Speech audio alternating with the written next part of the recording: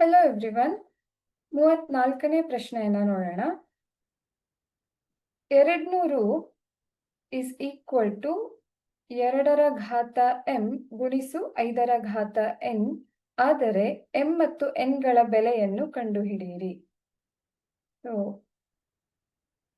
ಇಲ್ಲಿ ನಾವು ಅವಿಭಾಜ್ಯ ಅಪವರ್ತನಗಳನ್ನು ಬಳಸಿ 200ನ್ನ ಭಾಗಾಕಾರ ಮಾಡಿ ನೋಡಬೇಕು. 2ರಿಂದ ಭಾಗಾಕಾರ ಸ್ಟಾರ್ಟ್ ಮಾಡಿದ್ರೆ 2 100 200, ಸೊ 2 50 100 ಅಂತ ಸಿಗತ್ತೆ ನಮ್ಗೆ. 50 ಮತ್ತೆ 2ರಿಂದ ಭಾಗ ಆಗತ್ತೆ. 2 25 50, ಆದ್ರೆ 25 ಮತ್ತೆ 2ರಿಂದ ಭಾಗ ಆಗದೆ ಇರೋದಕ್ಕೆ ನಾವಿಲ್ಲಿ 5ಅನ್ನ ಬಳಸಬೇಕು.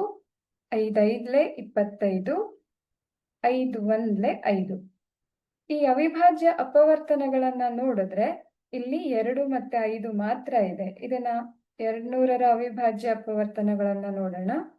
2 ಗುಣಿಸು 2 ಗುಣಿಸು 2 ಮತ್ತೆ 5 2 ಬಾರಿ ಬಂದಿದೆ. ಸೊ ಇದರ ಘಾತವನ್ನ ಬರೆದ್ರೆ 2ರ ಘಾತ 3 ಗುಣಿಸು 5ರ ಘಾತ 2 ಅಂತ ಆಗತ್ತೆ.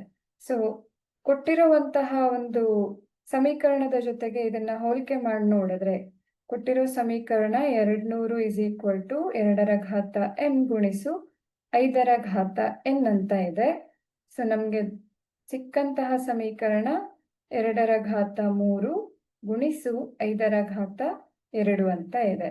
ಸೊ m ನ ಬೆಲೆ 3 ಹಾಗೆ n ಬೆಲೆ 2 ಅಂತ ಗೊತ್ತಾಗತ್ತೆ. ನಾವು ಹೋಲಿಕೆ ಮಾಡಿ ನೋಡಿದಾಗ m ಬೆಲೆ 3 ಮತ್ತೆ n ಬೆಲೆ 2 ಅನ್ನೋದನ್ನ ನಾವಿಲ್ಲಿ ನೋಡಬಹುದು.